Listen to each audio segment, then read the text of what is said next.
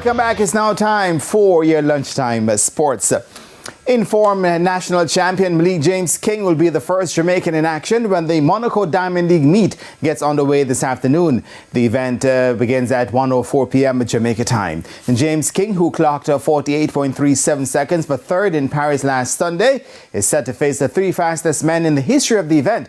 World record holder and reigning and Olympic world champion Karsten Warholm of Norway, Rai Benjamin of the USA, as well as Brazilian Alison dos Santos. The fifth fastest man in the history of the event, Abdurrahman Samba of Qatar, is also listed for the event. The lineup is being hailed as one of the best ever assembled for a one-day meet.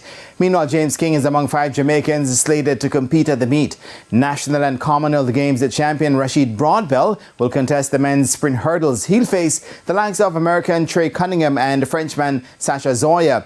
Andrew Hudson will compete in the men's 200 meters, where he'll face Botswanian star Letsile Tebogo. And in the field, two-time World Championship silver medalist Shanika Ricketts and compatriot Akeelia Smith will line up in the women's triple jump.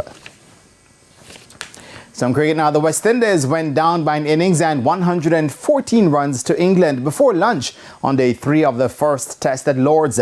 This on Friday. The Caribbean side resumed their second innings on 79 for 6, still needing another 171 runs to make England bat again. England needed only 12 additional overs to wrap up the Windies innings as they were bowled out for 136. Joshua Da Silva added only 1 to his overnight 8, while fellow overnight batsman Alzari Joseph made 8 after resuming on 0. Gudakesh Moti was left unbeaten on 31, the highest score for the Caribbean team across both innings. The West Indies lost their last 4 wickets for just 54 runs.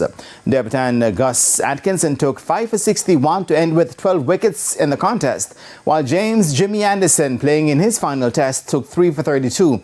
Anderson ended his 21-year test career with 704 wickets in 188 matches at an average of 26.45, including 32 5-wicket hauls. So scores in the match: the West Indies 121 and 136. England 371. The second test bowls off on July 18 at Trent Bridge. And rain has stopped play on the second and final day of the Cricket West Indies regional match between Jamaica's under-19 men's team and their Windward Islands counterparts at Arnos Vale Ground in St. Vincent and the Grenadines. The win was reached 44 without loss in their second innings when rain stopped play, a lead of 33 runs. Captain Stefan Pascal is 20 not out, while the Theo Edward is unbeaten on 22 not out for the Windwards, who had resumed on 27 without loss. And the young Jamaicans had posted 145 for 8 declared in their reply to the Windward's first innings, 135 on Thursday. Now, the national under-20 girls who are set to represent Jamaica at the Lacrosse Under-20 World Championship in Hong Kong are in danger of missing out on the event.